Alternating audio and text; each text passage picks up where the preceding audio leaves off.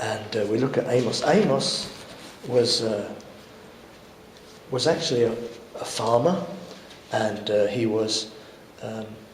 he tended figs. He was a fig dresser, and he came from a place called Tekoa in what is Israel, and basically he was a prophet, and he was quite a simple man, but God spoke to him in a big way.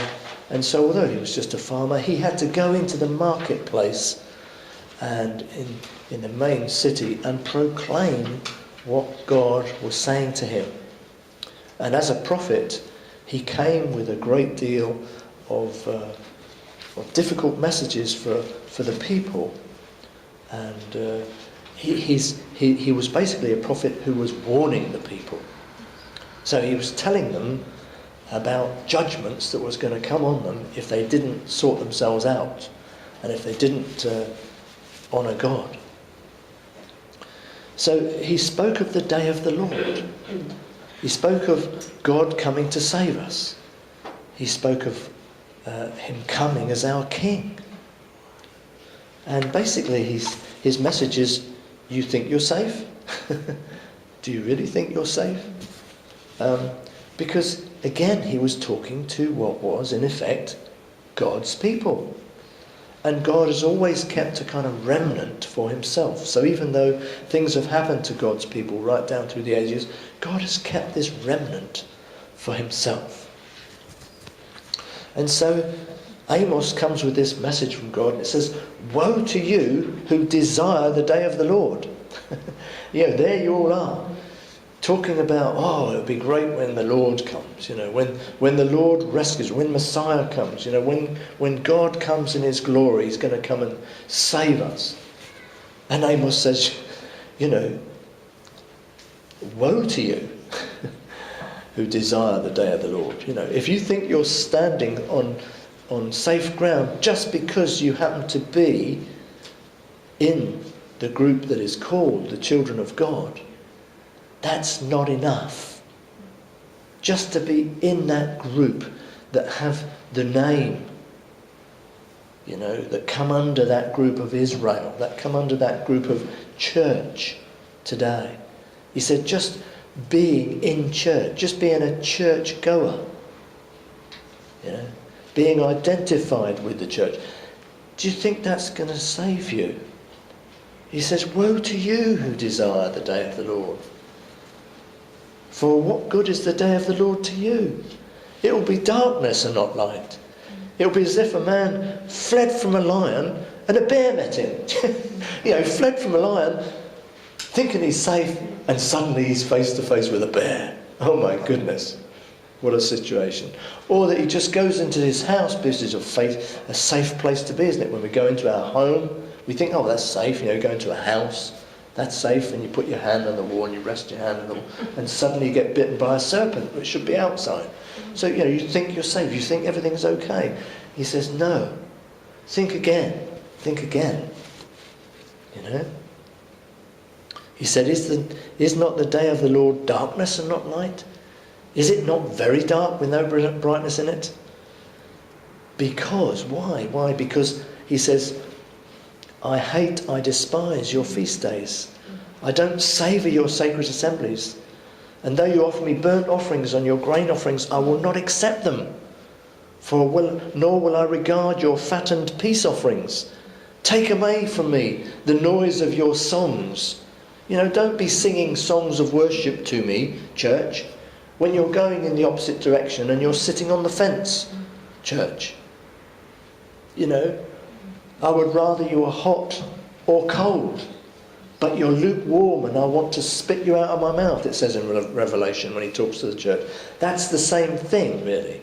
That those of us who have sat on the fence, even in God's church, God is not happy with that. He doesn't want that. Because if we are hot for God, that's great. Because we then serve God in the right way. If we're cold against God, well then, at least we are being honest with ourselves and honest with other people and honest with God. And God respects that, even though it's not where he wants us to be. And he can work in that situation. You know, he can send someone to us to teach us the things of God. He can send someone to us who might be able to show us a different way of living, a different way of life. You know, someone who can come and bring us peace. Someone who can show us peace you can gain in your heart when you follow God. So he'd much rather that we were cold so that he would send someone to us rather than be lukewarm and sit on the fence and be someone who's in church but they're not really serving God. They're not really following God at all. They're just in church. It's just a nice, safe place to be, they think. Well, Amos says, no, it's not. Don't be fooled. You're not sitting in a safe place. Just because you go to church and call yourself a Christian, you're not safe. That's not a safe place to be. The good thing from Satan's point of view is he doesn't have to trouble you when you're in that state. When you're sitting on the fence and you're not following God, but you're in a church and you're calling yourself a Christian, his work's done. He doesn't have to do anything. He doesn't have to cause you any problems. Because you're not in God's kingdom, really. You're just on the fence. And you can't be in both kingdoms. You're either in one kingdom or you're in the other. And he talks about, he says, for the Lord himself will descend from heaven with a shout, with the voice of an archangel. You know what an archangel is, don't you? You know that we have angels in heaven and there are archangels.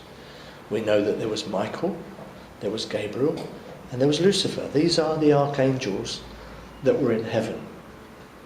And they were in charge of a third of the angels each, really. That's what we believe. And of course one of them was called Lucifer.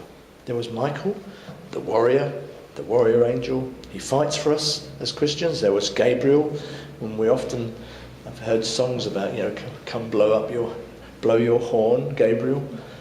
So he was, he calls us to worship. And I believe this is who's going to sound the trumpet of God. The voice of an archangel will speak, which will probably be Michael, and then with the trumpet of God, probably blown by Gabriel or whatever.